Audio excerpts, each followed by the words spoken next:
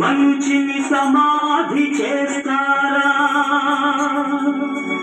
ఇది మనుషులు చేసే పనియేనా?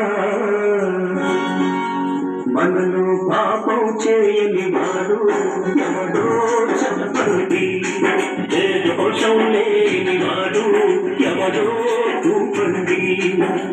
మంచిని సమాధి చేస్తారా? ఇది మనుషులు చేసే పనియేనా? మనలో పాపం చేయని వాడు ఎవడో చెప్పండి, ఏ దోషం లేని వాడు ఎవడో చూపండి.